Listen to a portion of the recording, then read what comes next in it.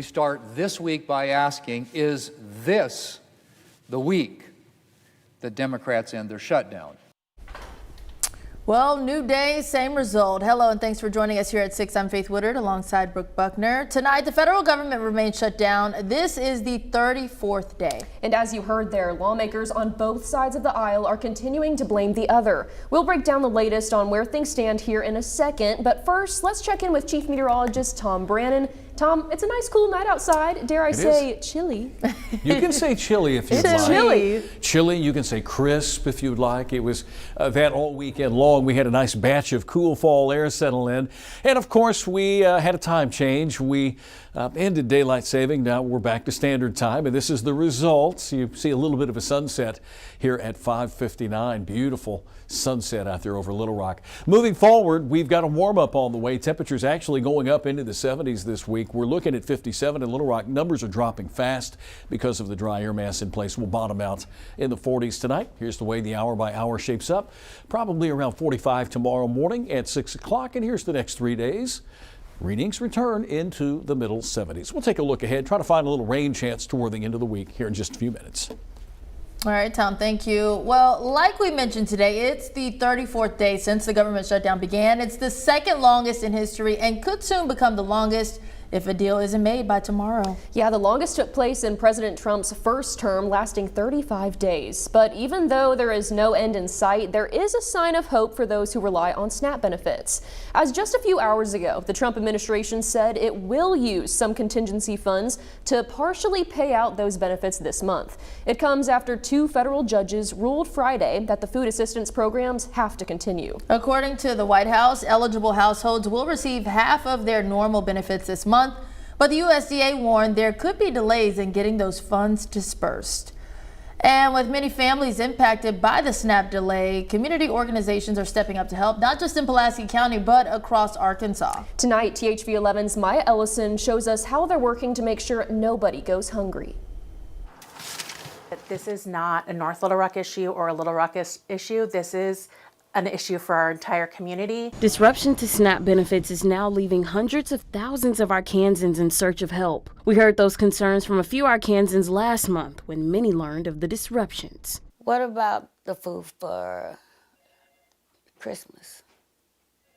What about the food banks? It scares me to not know if I'm going to be able to get through with the next 2 months. Since then, organizations across the state have stepped in, making sure those concerns don't become a reality. We've been preparing and making sure that the infrastructures are in place to take care of each other. Arkansas Community Advocates doesn't rely on federal grants, but that hasn't stopped them from helping where they can. Their latest effort, a free food distribution in Conway, along with other weekly events. Every week we do food distribution in North Little Rock, the newly started community cafe that is at Calm and Confidence in Little Rock. And down the road, North Little Rock School District is expanding its food pantry to support families who rely on SNAP. And we have a call tomorrow at 11 o'clock. We've invited everybody from nonprofits to private businesses to the chamber,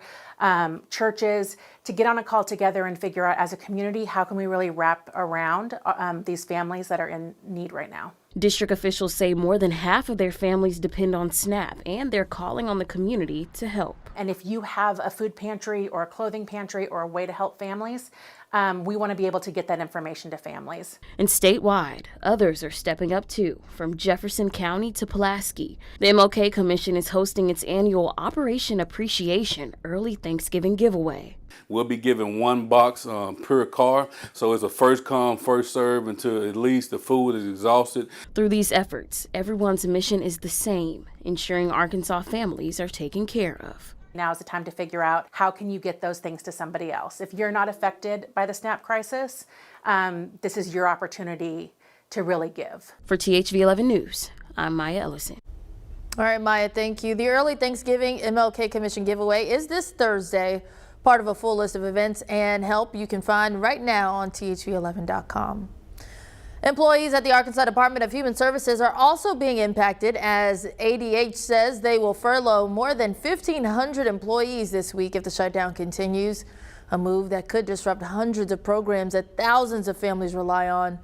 As of now, the DHS says they plan to close all county offices across all 75 counties in Arkansas starting November 7th. Meanwhile, soldiers from the Arkansas Army National Guard will soon deploy to the nation's capital. Governor Sanders making the announcement today that 100 Guards members will move to Washington, D.C. after Thanksgiving to help with what she calls ongoing civil security operations. The soldiers will reportedly help with security patrols and provide support for law enforcement in the area. According to Colonel Joel Lynch, they will live everyday lives but are trained to step in at a moment's notice when duty calls. Whenever the country needs us, whether the governor says, hey, we need you to go help out in Washington, D.C., or whether it's something else, we know that we can call on the right amount of trained professional soldiers, and they will spin up really fast, and they will get to the situation and be a very big player in whatever exercise or operation that's going to be in. Governor Sanders says the mission will be federally funded and is expected to last several months. Tonight, the governor also says she has officially filed for re-election. That race taking place a year from today between her and State Senator Fred Love. In a statement sent to THV11, Sanders said in part, quote, "I ran for governor because I was tired of seeing Arkansas ranked at the bottom when I knew we had the ability to compete at the top. And I promised bold conservative reforms to take us there. After almost 3 great years in office, I am proud to say we are well on our way," close quote. And President Trump agrees. In a post on Truth Social, he backed Governor Sanders, saying she has done an incredible job since taking over. The governor then responded saying, quote, "Arkansas stands with you in the fight to make America great again." Alongside the governor, President Trump also endorsed Congressman Rick Crawford, French Hill, Steve Womack, and Bruce Westerman. Again, these elections will take place November 3rd of next year. Those just a few of the dozens of local and state candidates who officially filed their paperwork to run in the 2026 midterm elections. Also among those filing today, Republican U.S. Senator Tom Cotton. But before his stop at the Capitol, he sat down one-on-one with THV11's Karen Fuller to talk about the election.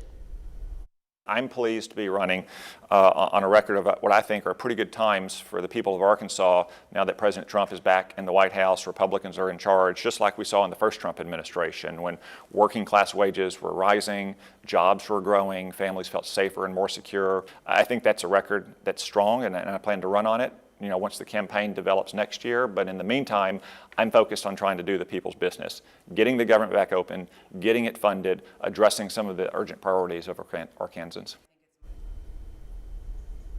Senator Cotton is being challenged by first-time political candidate and former rice farmer Hallie Schaffner. She also sat down with Karen Fuller before filing to run this morning, explaining her reason to do so. The system is rigged against real people here in Arkansas. It's rigged in favor of billionaires and land barons and big corporations and politicians. And our politician, Tom Cotton, is one of the ones doing the rigging. I mean, he went to D.C. over a decade ago and pulled the ladder up behind him. And worse than deserting us, he actively votes against us every chance he gets, like voting against the Farm Bill twice.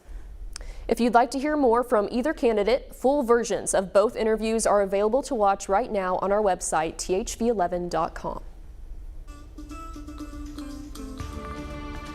In case you missed it over the weekend, we want to share the story of Ashley Pruitt, who got the wish she's waited for 41 years. She has known she was adopted all her life, but had never met her parents. Then after decades of searching, that wait came to an end thanks to a text message out of nowhere. The message giving her a chance to see photos of her father and mother and learn more about their story. The excitement impossible to contain. I didn't have nobody. Not nobody. But I will today. After today, I got somebody. Sure do. After today, I got somebody. This is the first time I'm going to lay eyes on my mom and get to look at her. I don't know what I'm going to do. I mean, this is so exciting. I mean, do I kiss the lady? Do I hug the lady? No, this is such a sweet story. But once the moment came, the pieces she spent her life searching for, it finally came together as if no time was lost. Hi. Hi, Ashley. And I got like more than I could ever ask for. I know more than I deserve. He overdid himself. That's how he works, though. He's good. And I mean, he's good all the time. Her full story can be found on our website, thv11.com. The countdown to the holiday season is on, but are you worried about all that shopping? We'll explain how you can stay financially safe after the break. Mornings ahead. We've got a little bit of a warming trend during the morning hours. That will come to an end by Saturday morning. Another frontal boundary bringing some very chilly air for next week. Topsy-turvy numbers, but dry and sunshine. I'll have your forecast next.